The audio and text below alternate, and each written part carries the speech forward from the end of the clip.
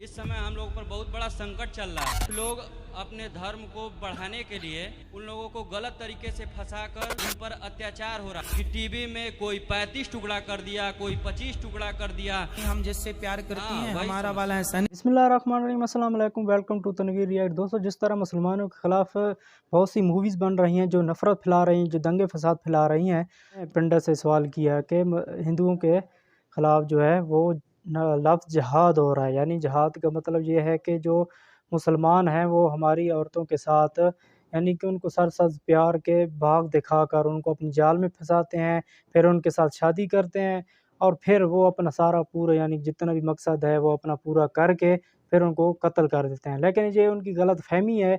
तो फिर पंडित ने क्या जवाब दिया, फिर डॉक्टर ज़ाकिर नाइक का जवाब सुनते हैं। वीडियो बहुत ही इंटरेस्टिंग होने वाली दोस्तों।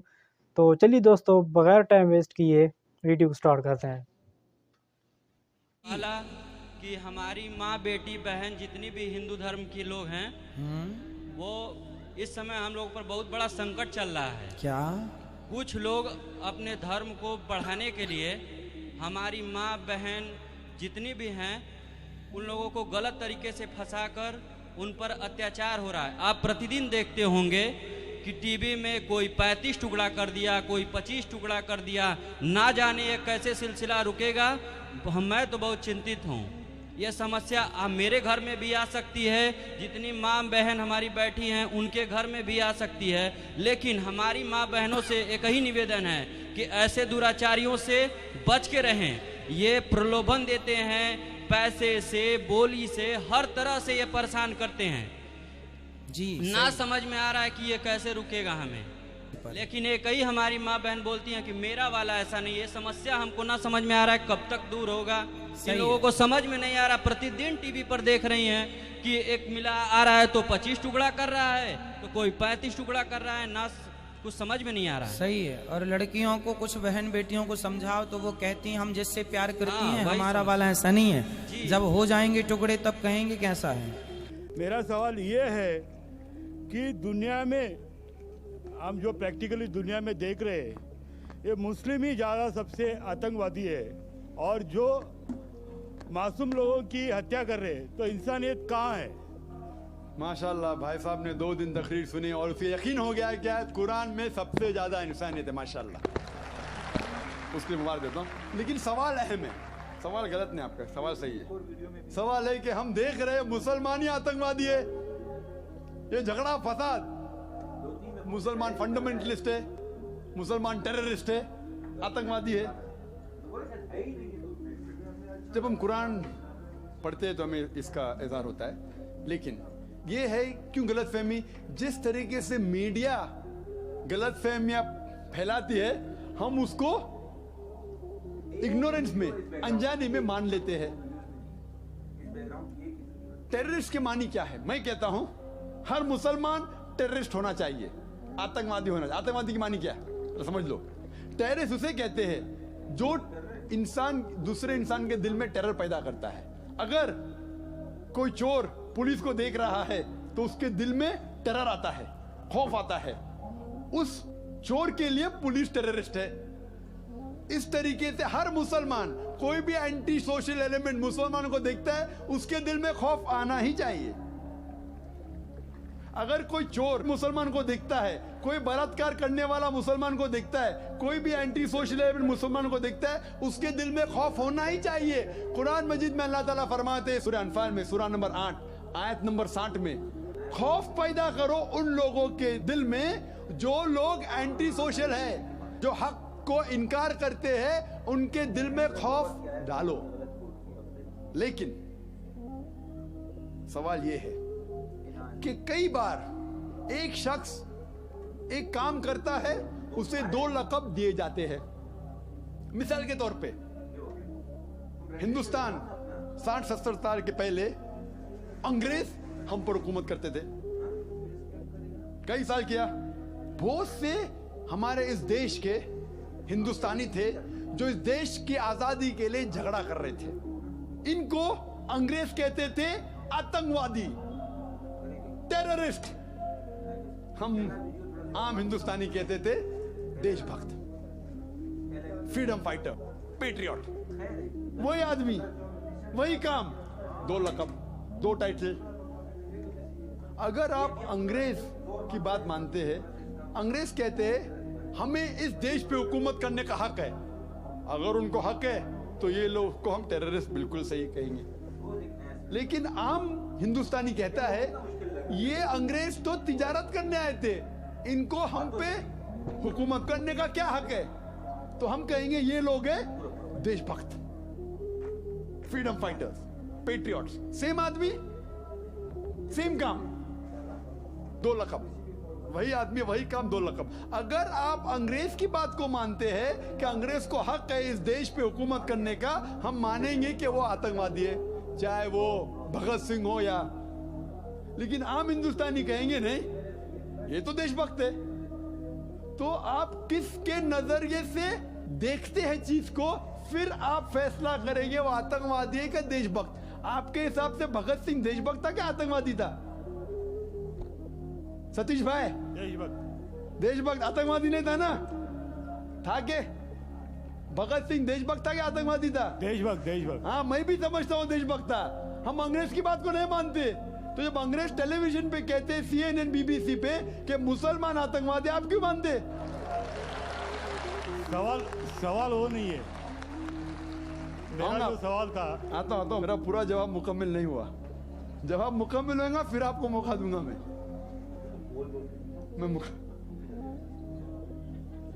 Nelson Mandela, old south African government जो थी, सफेद हुकूमत, वो नेल्सन मंडेला को टेररिस्ट नंबर 1 कहती थी। उसे अरेस्ट करके रॉबिन आइलैंड में 25 साल के लिए कैद कर दी। Terrorist number 1। जब नई हुकूमत आती है उसे छोड़ देती है, उसे प्रेसिडेंट बनाती है, टेररिस्ट बन जाता है प्रेसिडेंट। चंद साल बाद उसे नोबेल प्राइज फॉर पीस मिलता है। वही आदमी, वही काम। ऐसा नहीं कि पहले वो गलत काम किया, फिर अच्छा काम किया, फिर उसको अवार्ड मिला। वही काम के लिए जो पहली गवर्नमेंट ने कही थी, सफेद गवर्नमेंट ने, कि वो टेररिस्ट है, आतंकवादी है, नोबेल प्राइज कमेटी ने उसे नोबेल प्राइज दिया फॉर पीस, अमन के लिए। हैरत की बात है, जो आदमी आतंकवादी है उसको मिलता है नोबेल प्राइज फॉर पीस। जो आदमी का पावर है, जो आदमी वो कहता है, लोग उसकी बात को मान लेते हैं इग्नोरेंस के अंदर, अनजानी में। लेकिन कुरान कहता है सूरह इसरा में, सूरह नंबर 17 आयत नंबर 81 में, वकुल जाल हक मज़ाक़ल बातिल इन्नल बातिल काना ज़हूक़ा। जब हक बातिल से टकराती है, बातिल का सर्वनाश हो जाता है। ब्रिटिशर्स अमेरिकन के ऊपर हुकूमत करते थे। अमेरिकन रेवोल्यूशन हुआ 18 सदी में। ब्रिटिशर्स कहते थे, मैं लंदन गया था 2 महीने पहले, वापस से जाऊंगा 2 हफ्ते बाद। वो बॉम्ब ब्लास्ट हुआ था ना, बॉम्ब ब्लास्ट हुआ था, पता है, 7 जुलाई को। तो लोग आए थे, खराब है, मैं भी बोला ठीक है खराब है। तो वहाँ टोनी ब्लेयर आने वाले थे, वक्त नहीं मिला तो अपने चीफ ऑफ पुलिस को भेजे, बाद में मेयर आए थे। तो मैंने उनसे पूछा, आपकी देश, इस देश ब्रिटिश गवर्नमेंट जब हुकूमत कर रही थी अमेरिकन गवर्नमेंट पे 18 सदी में, वो जॉर्ज वॉशिंगटन और बेंजामिन फ्रैंकलिन को टेररिस्ट नंबर 1 कहते थे, टेररिस्ट। उसके बाद जॉर्ज वॉशिंगटन बन जाता है प्रेसिडेंट ऑफ यूएसए, टेररिस्ट बन जाता है प्रेसिडेंट ऑफ यूएसए। वो गॉडफादर है, गुरु है किसका? जॉर्ज बुश का भी, ठीक है ना, जॉर्ज बुश का गुरु है। वो जो आतंकवादी आप कहते थे, उसके शागिर्द के दोस्त भी आप है। क्या बात है, आपका नजरिया क्यों बदल रहा है? आप कहते थे टेररिस्ट चंद सदी पहले, अभी आप उनके दोस्त थे। तो हमें यह तहकीक करना चाहिए कि क्यों उसको वो लक़ब मिला। अगर जो 11 सितंबर को हुआ था न्यूयॉर्क के अंदर, आप जो कह रहे ना मुसलमान मुसलमान, उसके ऊपर जवाब तो अभी आ रहा है। ये तो खाली वो स्टार्टर्स बोलते ना, स्टार्टर्स, सूप पीते पहले तो जरा बराबर खाना खत्म होता है। मेन मील तो अभी है। मुझे एक शख्स ने पूछा था जब मैं ऑस्ट्रेलिया गया था, और इंग्लैंड के अंदर भी, doctor Zakir Naik, do you consider bin Laden to be a terrorist? क्या बिन लादेन को टेररिस्ट मानते हैं? तो मैंने कहा, भाई मैं बिन लादेन को जानता नहीं हूं, मैं यही नहीं कह सकता हूं वो टेररिस्ट है क्या नहीं, अच्छा है क्या बुरा, मैं नहीं जानता हूं। कुरान में लिखा है सूरह हुजुरात में, सूरह नंबर 49 आयत नंबर 6 में, कि जब भी कोई बात कोई कहता है पहला तहकीक करो फिर दूसरे तक पहुंचाओ। अगर मैं CNN और BBC की बात मानूं तो मुझे कहने पड़ेगा कि बिन लादेन टेररिस्ट है, लेकिन मैं क्यों मानूं बात उनकी? क्योंकि मैं आदमी हूं जो घूमता हूं मीडिया में, जानता हूं माशाअल्लाह। तो मैं कहता हूं ना बिन लादेन मेरा दोस्त है ना मेरा दुश्मन है, मैं नहीं जानता हूं। लेकिन अब ये मुझे पूछना चाहते हैं टेररिस्ट नंबर 1 कौन है, तो ये तो जानता हूं मैं, CNN जो अमेरिकन चैनल है, जॉर्ज बुश उसका प्रेसिडेंट है, गर्व से कहता है कि हमने हजारों अफगानिस्तान लोग को बम गिराए, कत्ल किए, इराक में हजारों का कत्ल किया। ठीक है, मान भी लो बहस के तौर पे बिन लादेन ने किया, मान लो, मैं नहीं कहता हूं, मान लो बिन लादेन ने किया कि 11 सितंबर को ट्विन टावर को अटैक किया और 3000 या 5000 लोग मरे। लेकिन अगर 3 या 4000 लोग मरे, 5000 लोग मरे, उसका ये मतलब नहीं होता है कि आप उससे डबल लोग को अफगानिस्तान में मारे एक आदमी की वजह से। कर सकते? अरे बिन लादेन को पकड़ के मारो ना, अगर मानना है तो। अगर उसने किया, सबूत है तो सबूत पूछते अफगानिस्तान गवर्नमेंट ने, मरने कि सबूत क्या है, वो सबूत देता टोनी ब्लेयर को। है सबूत पूछ रहा अफगानिस्तान कि आप मुझे सबूत दो, सबूत क्या है तो हम उस पर तहकीक करेंगे, सजा देंगे उसको। वो सबूत देते हैं मुशर्रफ को। पूछ रहा है आपका, किधर का इंसाफ है ये, किधर का इंसाफ है? प्लेन भेजते हजारों लोग का कत्ल किए अफगानिस्तान में, इराक में। मैंने कहा यूके में, ऑस्ट्रेलिया में, यहां भी अगर टेररिस्ट नंबर 1 है तो जॉर्ज बुश है।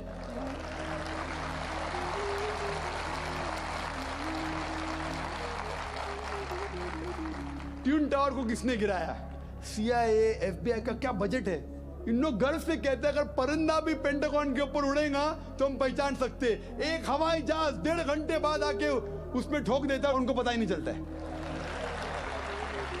बहुत से अमेरिकन लोग, मुस्लिम लोग छोड़ो, क्या कहते हैं, अमेरिकन लोग, क्रिश्चियन लोग कहते हैं क्या ये इनसाइड जॉब था, अंदर की बात थी, ये अंदर की बात। जिस तरीके से ट्विन टावर गिरा वो प्लेन के जरिए गिर ही नहीं सकता है। कितने लोग कहते हैं कि ये जॉर्ज बुश ने किया अपने वोट बैंक के लिए। कल मैं कह रहा था ना पॉलिटिशियंस के बारे में, कल की तकरीर सुनी ना आपने, हकीकत लगी कहने, क्या होगा 5000 लोग को मारो, वोट तो मुझे मिलेगा, $1 ट्रिलियन नुकसान, क्या फर्क पड़ता है? अगर नहीं गिराऊंगा ट्विन टावर को तो मैं थोड़ी इलेक्शन में आऊंगा। क्या करो, 1000 लोग का कत्ल करो, नुकसान करो करोड़ रुपए का, मैं तो आ गया वापस सीट पे। ये मैं नहीं कह रहा हूं, ये मैं नहीं कह रहा हूं, ये अमेरिकन लोग कह रहे, तो गलत है। मैं नहीं कह रहा हूं कि जॉर्ज बुश ने गिराया, मैं जानता ना, मैंने तहकीक थोड़ी की। मैं कह रहा हूं कि बाकी लोग क्या कह रहे। अमेरिकन लोग कहते हैं, कुछ लोग, कि बिन लादेन ने क्या, कुछ ने कहा जॉर्ज बुश। लेकिन ये तो मैं जानता हूं कि मैं टीवी पे जो देखा हूं वो खुद के चैनल के ऊपर कि जॉर्ज बुश गर्व से कह रहा 1000 लोग को मैंने मारा हूं, इसीलिए मैं जॉर्ज बुश को टेररिस्ट नंबर 1 कहता हूं। ये बाबरी मस्जिद में जो हुआ हिंदुस्तान में, गुजरात में क्या हुआ, वोट बैंक के लिए हिंदू मुस्लिम में झगड़ा करो। बाबरी मस्जिद को कौन जानता था पहले? आप जानते थे, सुने थे बाबरी मस्जिद के बारे में? ये दंगे फसाद के पहले 1985 के पहले सुने थे? नहीं सुना था, मैं भी नहीं सुना था। ये वोट बैंक के लिए झगड़ा फसाद, 1000 लोग मारे गए। गुजरात में जो हुआ क्या सही हुआ? अगर पुलिस चाहती तो, हमारे हिंदुस्तान पुलिस में माशाल्लाह इतना पावर है कि अगर चाहती तो दंगा फसाद हो ही नहीं सकता। बंबई में जो हुआ 1992 में, इफ द पुलिस वांटेड, किसकी जुर्रत के बाहर रास्ते पे आए? लेकिन वो पॉलिटिशियन की इजाजत है, यहां मत जाओ, वहां मत जाओ, यहां हंगामा करो, यहां कर्फ्यू लगाओ, वहां मत कर्फ्यू लगाओ, यहां मुझे वोट मिलेगा, वहां नहीं मिलेगा। आप समझे ना? तो ज्यादातर चाहे इंग्लैंड में हो या अमेरिका में हो या हिंदुस्तान में हो, कोई भी पॉलिटिशियन हो, तो ये पॉलिटिशियन की हरकतों की वजह से, जैसा मैं कल कहा, तो लेबल लग गया अभी मुस्लिम लोग पे टेररिस्ट। अगर आप जानते गुजरात में कितने लोग के मां का अपने आंख के सामने बलात्कार हुआ, बलात्कार करने वाला पड़ोसी है, उसके ऊपर कोई एक्शन नहीं लिया जा रहा है, तो वो कानून अपने हाथ में लेता है, गलत करता है, हम भी लेता है, क्या करें? सब समझ रहे? तो हमें ये जानना चाहिए इस आतंकवाद की जड़ क्या है। तो हमें जड़ पे जाना चाहिए और जड़ को खत्म करना चाहिए। अगर हम एक हो जाएंगे, अपनी किताब एक खुदा में माने, सिर्फ खुदा से डरे, जो खुदा की बात मानता उसको वोट दे, ना कि दंगे फसाद करे, आप समझ रहे? तो इंशाअल्लाह अमन होगा। और आप देखेंगे इसके बावजूद, इतना होने के बावजूद, अमेरिका में एक न्यूज है कि 9 महीने बाद 11 सितंबर के बाद 34,000 अमेरिकन ने इस्लाम कबूल किया। क्यों? जितना मीडिया इस्लाम के खिलाफ बात कर रही है उतना ही इस्लाम फैल रहा है। मैं जब तकरीर करने जाता था 11 सितंबर के पहले अमेरिका में, मजमा होता था माशाअल्लाह हजारों लोग का, ये अमेरिकन बहुत कम आते थे। अभी जाता हूं तो बड़ी तादाद है। ये जानना चाहते क्या इस्लाम में। आप भी आ जाए, शायद 11 सितंबर के पहले नहीं आते थे, बराबर कि नहीं? आप जानना चाहते क्या मजहब है ये आतंकवादी मजहब, मैं भी तो देखूं। आके मुतासिर हो गए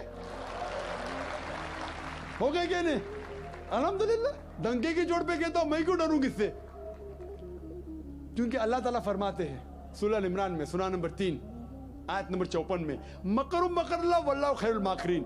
उनने प्लान किया, प्लानिंग की, अल्लाह ने भी प्लानिंग की। सबसे बेहतरीन प्लानर अल्लाह है। ये वेस्टर्नर्स प्लानिंग कर रहे कि इस्लाम को दबाने को, इस्लाम और बढ़ रहा है और फैल रहा है। जितने दबाने की कोशिश कर रहे हैं फैल रहा है। मीडिया कहती है कि इस्लाम में खवातीन के हुकूक नहीं है।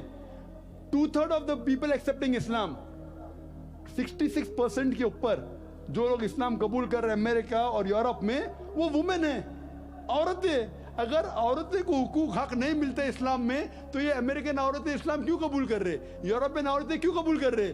क्योंकि इनको इस्लाम में जितने खराबी दुनिया में है उसका हल मिल रहा है।